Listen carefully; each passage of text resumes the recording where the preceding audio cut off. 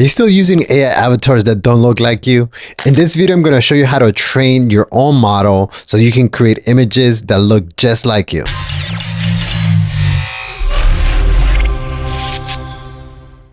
Okay, so here are some of the images I was able to create with the Flux model, and I'm going to show you how to create them shortly. Okay, so the first step is you want to grab anywhere from 10 to 20 photos of yourself and put them in a folder, then zip that folder. So once you have that, let me show you the next step. The next step is going to be to go to huggingface.co. You want to go ahead and create yourself a new model. So you're going to click on the right, click on new model, and then I'm going to name this one Anik Hero, since I'm creating some stuff for my friend, and I'm going to make this private. So I'm going to create the model. Great. So now you want to copy this code. You want to go to replicate, and I'm actually going to be using the new model they have. So you can go to this website here, replicate.com, and I'll go ahead and drop it in the comments. And so you want to actually use the new model. And this is the first time I'm using it, so I'm using it with you. And we want to go where it says advanced inputs. And so here's where we're going to put our repo ID. Okay, so then the next thing is we're going to need a HF token, which stands for Hugging Face token. So let's go back to Hugging Face. Under Hugging Face on the right side, you want to go where it says settings. Under settings, you want to go here where it says access tokens. Okay, so under access tokens, you want to go ahead and create a new token. And I'm just going to call it Anik Hero, and you want to select everything. Okay, and then you want to create token. So this ID is only going to be available for you one time. So make sure you save this.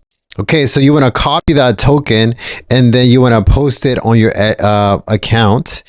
Next thing, we want to go ahead and upload the documents. But before we do, we want to go ahead and create a new model. So I'm just going to call it Anik Hero. I'm going to make this private. Then you click on your zip file and upload it. Okay, so I uploaded the images. The next thing you want to do is you want to give it a trigger word. I'm just going to keep it consistent, call it Anik Hero.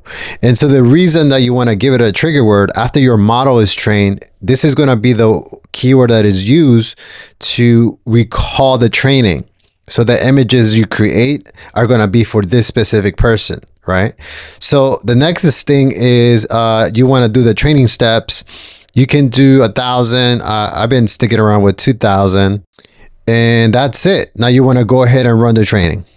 Okay, so that finally finished. As you can see, it took 6 minutes and 44 seconds. So let's go ahead and run the train model. Okay, so now the model is ready to go. Next thing I'm going to do is I actually need to put a prompt here to create an image. So I'm just going to say my trigger word, Anik Hero, smiling and drinking coffee at a park. So there you go. That's it. The model has been trained. And so now you can see how you can create images. But I even take it a step further. I created a custom GPT that helps me create better images.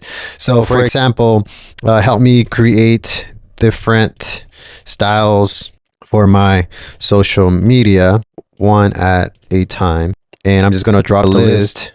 And so I dropped a list of about 15 different type of core expressions. Is going to go ahead and go through each of them. So let's start with number 1. So now it's going to tell me, okay, what are you trying to do with this? I'm just going to say brand awareness. And now it's going to create the entire prompt for me. So it's going to be a lot more realistic now. So let me show you the difference. All right. So I'm still going to use the same trigger word. I'm going to save this image. All right. So now I'm going to run it. There you go.